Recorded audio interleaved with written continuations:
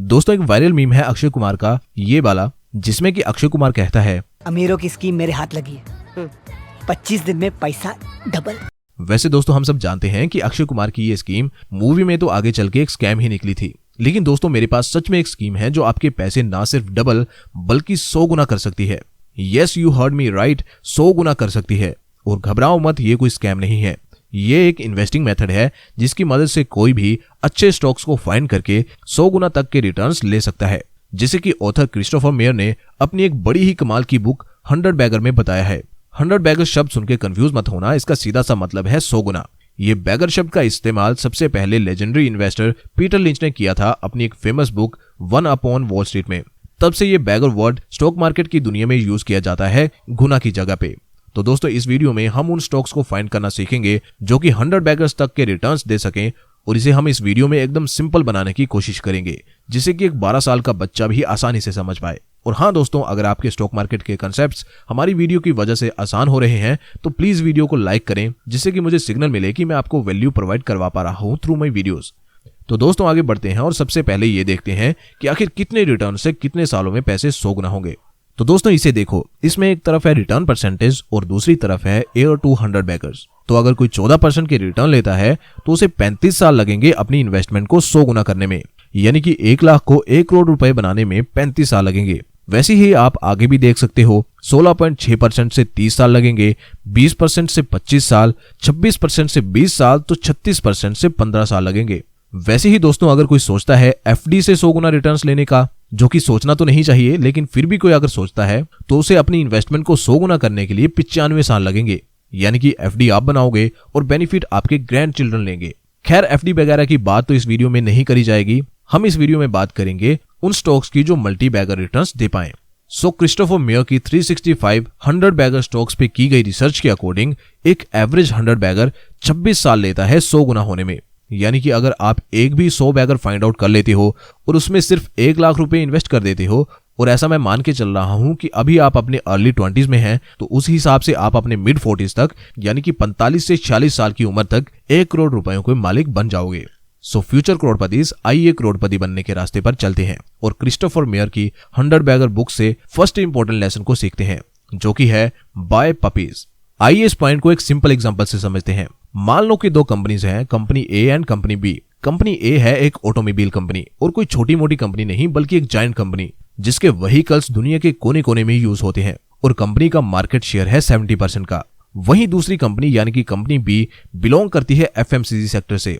Company के fundamentals अच्छे हैं, कंपनी ग्रो भी कर रही है, लेकिन कंपनी अभी एक छोटी कंपनी है जिसके पास बस 15% का मार्केट शेयर है। तो अब आप मुझे बताओ कि इन दोनों कंपनीज में से कौन सी कंपनी आपके अकॉर्डिंग 100 बैगर रिटर्न्स दे सकती है, कंपनी ए या फिर कंपनी बी? अगर आपका जवाब है कंपनी बी तो आप बिल्कुल सही हो, बिकॉज कंपनी बी के पास ज्यादा स्पेस है ग्रो करने के लिए कंपेयर टू कंपनी ए। इसलिए कंपनी बी एक पोटेंशियल 100 बैगर हो सकती है, यानी कि एक स्मॉल कंपनी, और इन्हीं स्मॉल कंपनीज को ऑथर पपीज कहते हैं। इंडियन स्टॉक मार्केट में आपको हजारों स्मॉल कंपनीज मिल जाएंगी जिनकी मार्केट कैप कम होती है, यानी कि स्मॉल कैप कंपनीज। लेकिन दोस्तों आप सिर्फ मार्केट कैप देख के ही तो कंपनी खरीद नहीं सकते, आपको और भी बहुत सारे पैरामीटर्स हैं जो देखने पड़ेंगे, जो कि हम नेक्स्ट पॉइंट में जानेंगे। And the next point is the twin engines.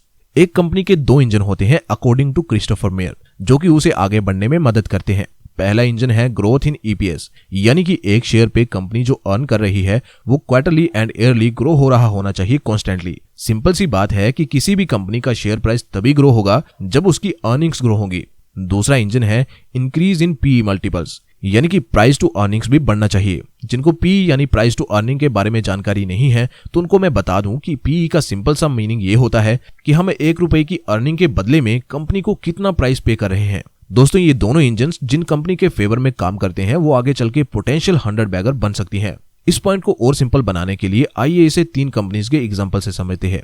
पहली एक ऐसी कंपनी है जिसका ईपीएस ग्रो कर रहा है लेकिन पी ग्रो नहीं कर रहा। दूसरी कंपनी का ईपीएस भी ग्रो कर रहा है और पी भी ग्रो कर रहा है। तीसरी कंपनी का पी तो ग्रो कर रहा है लेकिन जितना पी उसका हाई है उस हिसाब से उसका ईपीएस यानी अर्निंग्स ग्रो नहीं कर रही। तो दोस्तों इन तीनों कंपनीज में से सेकंड कंपनी के दोनों इंजन्स अच्छे से वर्क कर रहे हैं, इसलिए एक पोटेंशियल 100 बैगर हो सकती है। और ऐसी ही कंपनीज को हमें प्रेफरेंस देनी है। और ऐसा इसलिए क्योंकि जिस कंपनी की अर्निंग्स के ग्रोथ के साथ साथ पीई में भी ग्रोथ हो रही है तो उस कंपनी का फ्यूचर में अच्छा करने का अंदेशा होता है। बिकॉज इन्वेस्टर्स अगर महंगे पीई पर भी किसी शेयर को खरीद रहे हैं तो उनको यकीन है कि फ्यूचर में उसकी अर्निंग्स ग्रो होंगी, जिसका सीधा सा मतलब ये हुआ कि वो एक अच्छी कंपनी है। और ये अर्निंग्स प्लस पीई ग्रोथ सभी 100 बैगर बन चुकी कंपनीज में होती ही है, इसलिए हमेशा इन दोनों पैरामीटर्स को जरूर चेक करें। दोस्तों थर्ड पॉइंट है ओनर ऑपरेटर्स। आइए फिर से एक और एग्जांपल लेते हैं to understand the point better. मान लो कि आपके दो दोस्त अपनी दो कंपनी शुरू करते हैं और वो दोनों दोस्त आपके पास आते हैं और आपको उनकी कंपनीज में इन्वेस्ट करने को कहते हैं। पहले दोस्त की अपनी कंपनी में ओनरशिप है 1% की और दूसरे की अपनी कंपनी में ओनरशिप है 50% की। तो अब आप मुझे ये बताइए कि किसकी कंपनी में आप इन्वेस्ट करना सही समझोगे? ऑब्वियसली सेकंड दोस्त की, राइट? क्योंकि आप जानते हो कि आपके दूसरे दोस्त की ओनरशिप कंपनी में इतनी ज्यादा है कि वो कोई भी ऐसा डिसीजन नहीं लेगा जिससे कंपनी को कोई नुकसान पहुंचे। वो हमेशा कंपनी के लॉन्ग टर्म ग्रोथ पे फोकस रहेगा, बिकॉज कंपनी को अगर कुछ भी होगा तो सबसे ज्यादा नुकसान उसका ही होगा। जबकि पहले दोस्त के लिए ऐसा नहीं कहा जा सकता। कंपनी की ग्रोथ में कंपनी की मैनेजमेंट का सबसे बड़ा हाथ होता है, इसलिए अगर कोई कंपनी ओनर ऑपरेटेड है तो उस कंपनी के मल्टीबैगर रिटर्न्स देने के चांसेस बढ़ जाते हैं। इसीलिए ऐसे स्टॉक्स को फाइंड करो जिनमें ओनर की वेटेज अच्छी खासी हो। लेसन नंबर 4 है the coffee can portfolio. Old west America में लोग क्या करते थे कि अपनी महंगी चीजों को जैसे कि गोल्ड कॉइन्स या महंगी ज्वेलरीज को एक कॉफी कैन में छिपा देते थे और फिर अपने मैट्रेसेस के नीचे रख देते थे और वो उन्हें दशकों तक यूं ही रखते थे, उन्हें छेड़ते नहीं थे।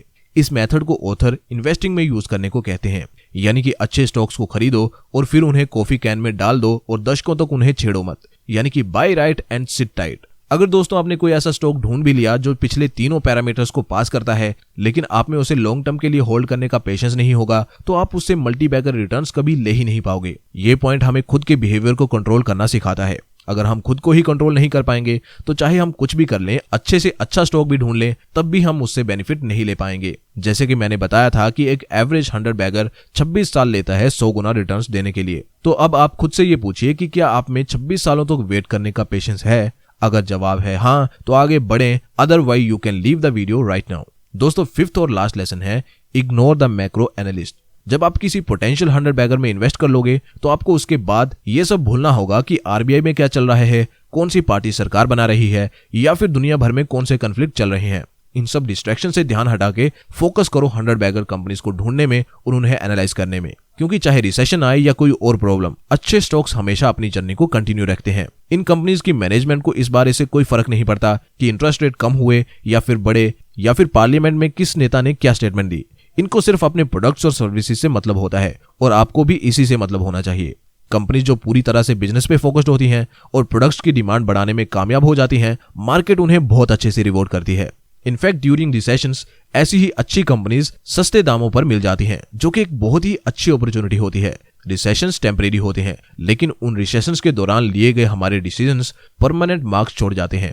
अगर इन रिसेशंस के दौरान हम गलत डिसीजन लेते हैं, जैसे कि अपनी होल्डिंग्स को सेल कर देते हैं फियर और पैनिक के कारण, तो हम एक बहुत बड़ी बेवकूफी करेंगे। इनफैक्ट ये एक राइट टाइम होता है अपनी पोजीशंस को इंक्रीज करने का। सो फ्रेंड्स, एट लास्ट मैं यही कहूंगा कि हम फ्यूचर में क्या बनेंगे वो हमारे प्रेजेंट के डिसीजन ही डिसाइड करेंगे। मैंने तो आपको इस वीडियो के जरिए से 100 बैगर्स को ढूंढने का रास्ता बता दिया, लेकिन इस पे चलने का डिसीजन तो आपको ही लेना पड़ेगा। और अगर दोस्तों आपने डिसीजन ले लिया है तो फिर ज्यादा देर ना करें और अभी एक फ्री में डीमैट अकाउंट ओपन करें, ताकि आपके 100 बैगर ढूंढने की जर्नी जल्द से जल्द स्टार्ट हो सके। फ्री डीमैट अकाउंट ओपन करने का लिंक मैं डिस्क्रिप्शन में दे दूंगा, उसे जरूर से चेक करें। मिलते हैं नेक्स्ट वीडियो में, लेकिन जाने से पहले वीडियो को लाइक और चैनल को सब्सक्राइब जरूर करें, ताकि आपको चैनल से जुड़े regular updates time to time मिलते रहें।